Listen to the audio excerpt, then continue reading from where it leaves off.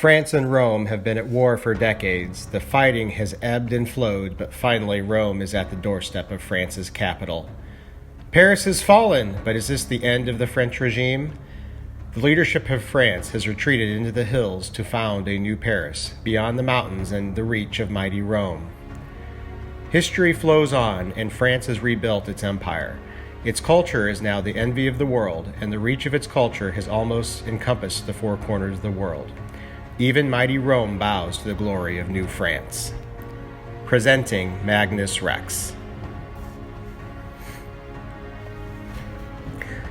Magnus Rex is a civ builder for 1 to 4 players, using deck and resource management and asymmetric player abilities to be played in 2 to 3 hours.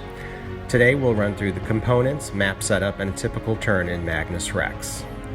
One of the innovative things about Magnus Rex is a unique world map that is completely believable and makes sense geographically. At the same time, the map is generated to be different each time you play and present as large a challenge as your opponents. Here's a typical map. Each player places a city tile on the starred hex here before the first turn begins, and place cube markers on the 6 hexes surrounding their city. These cube markers indicate the borders of their faction at this time. You'll note around your starting city are resources on the map. Any resources on the map are known as renewable resources. Each player also has a resource scorecard containing numbers 1 through 20. On this, the player will record their harvested resources.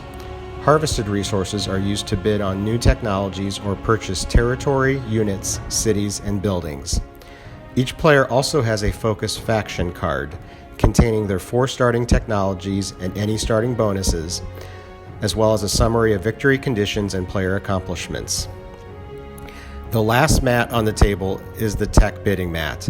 Tech bidding progresses through 4 eras: the ancient, medieval, industrial, and modern. At the start of each turn, flip the next 4 tech cards face up in the bidding row. These cards will be up for bid during this turn. A typical turn is made up of 4 phases: harvest, focus, movement, and research. The harvest phase begins with the first player rolling the harvest die. Each side corresponds to a resource type. Each player will then check their territory and harvest the number of resources within their territory that match the harvest roll. The player then increases their scorecard by these amounts.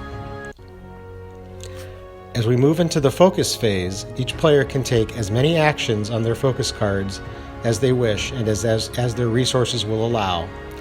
This might mean building units or buildings, exchanging resources, making various dice rolls, or exchanging a player's territory, and so on.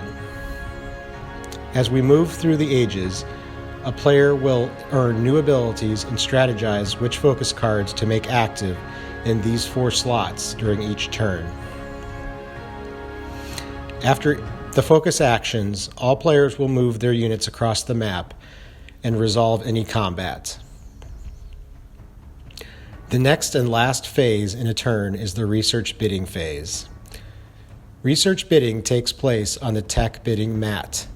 Each player will place a bid using a science resource from that tech era. In the ancient era, players will bid with scrolls. In the medieval era, players will bid with manuscripts. In the industrial, they will bid with microscopes, and in the modern, will bid with microprocessors or computers. In order to unlock any bidding in a round, a minimum bid of 2 science resources must be made by at least 1 player.